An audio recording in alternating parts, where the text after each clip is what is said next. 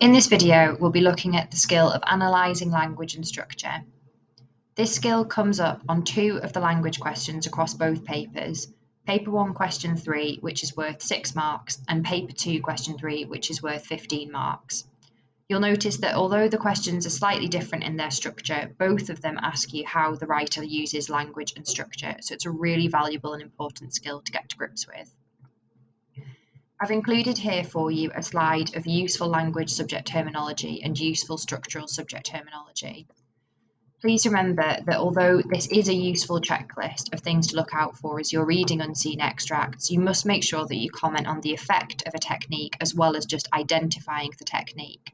So it's always useful to think about why the writer has used a particular technique in order to help you properly analyse language.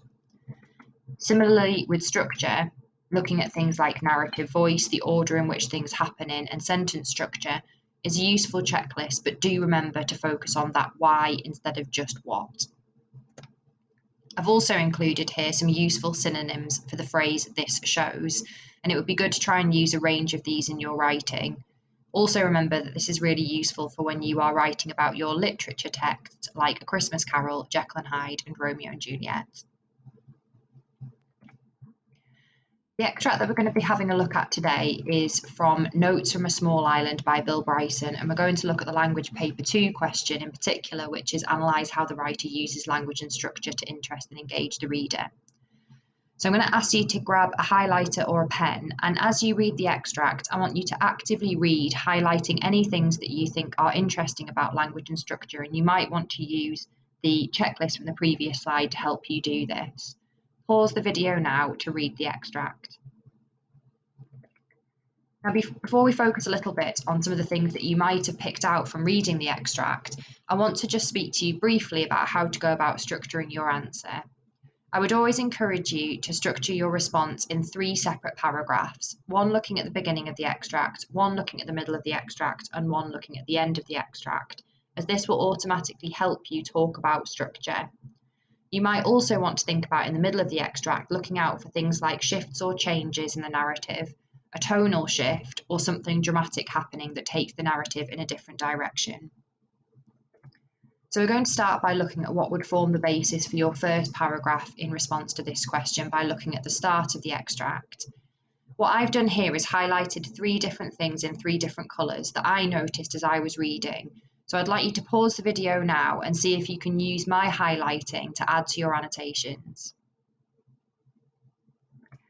Hopefully you've had a chance to add to your annotations, but here are some of my ideas that I picked out that you might want to add to help you write your response.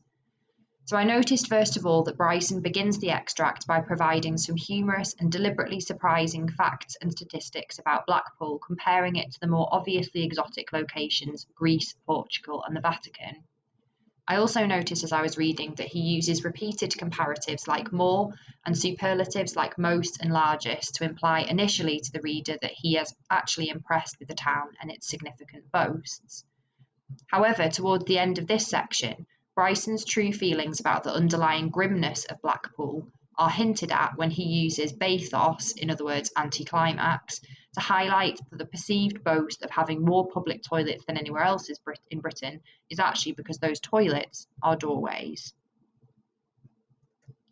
We're going to look at the next section in the middle of the extract, which will form the basis for your second paragraph of analysis. So again, I've highlighted 2 separate things, and you'll notice that they're not just one quotation, but several little patterns of language. So I'd like you to pause the video here and see if you can use these highlightings to add to your annotations. Again, hopefully you've had a chance to think about why the writer has used these particular words and phrases and why I've chosen to highlight them. But I'll briefly talk you through some of my ideas to help you with your writing of the answer to this question in a second. So Bryson goes on to explain what has brought him to Blackpool, and his initial excitement is implied through the phrases like genuinely keen, some expectation, and the fact that he hastened to the front. The reader therefore anticipates that Bryson will be pleasantly surprised by the event that attracts so many visitors to the town. However, there is a clear tonal shift in the extract when he describes the paltry, tacky, and inadequate display. The sentence structures "I thought there would be," followed by "instead there was," highlights the extent of his disappointment as the illuminations so clearly do not live up to his expectation. Finally then, looking at the end of the extract, and this will form the basis for our third and final paragraph of analysis, I've highlighted two separate things here looking at the writer's use of language and structure. So I'd like you to pause the video for the final time and see if you can add to your annotation with the reasons why I've chosen these highlighted sections. Again, hopefully you've had a chance to do this yourself, but I'll briefly talk you through my ideas. So by the end of the extract, the reader is waiting to see whether Bryson will find anything in Blackpool that he admires, but despite that fact that he wanders through brightly lit arcades and peered into bingo halls, it is clear that he still can't understand the appeal. Notice with my analysis here that I haven't actually identified a specific language technique that's being used, but I've more thought about the exact words that Bryson has used and what kind of tone or feeling he's trying to communicate. I've then focused on the end of the extract to form the basis of the very end of my analysis. So despite the dramatic and unsurprising facts that open the extract, it's clear that by the end, Bryson feels very deflated and disappointed, especially as everyone else seems to be enjoying the illuminations and feeling festive. The extract closes with a feeling of weariness and anticlimax as he describes how he ended the evening with yet another early night. So now that we've had a chance to annotate the extract in detail, we're then going to think about how we actually put this into a piece of analysis.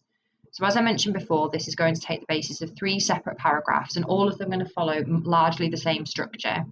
The only real difference between them is that the first paragraph, the point, is going to be slightly different. So your first paragraph is going to start with at the beginning, your second is going to continue with as the extract continues or in the middle of the extract, and your final paragraph is going to begin with the phrase at the end of the extract or towards the close, just to reinforce the fact that you are definitely analysing structure thoroughly.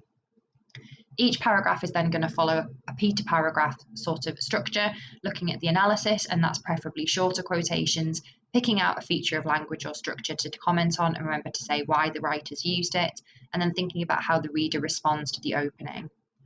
So what I would suggest that you do now is pause the video and spend 15 minutes having a go at using the annotations we've come up with together to answer this question in full. That means spending about 5 minutes on each paragraph and making sure that you are using lots of short quotations, but in particular that you are saying why the writer has used the techniques that they have, either language and structure. I hope this video has been helpful. Please remember that you can show your teacher any answers that you have written and they will give you some feedback on it.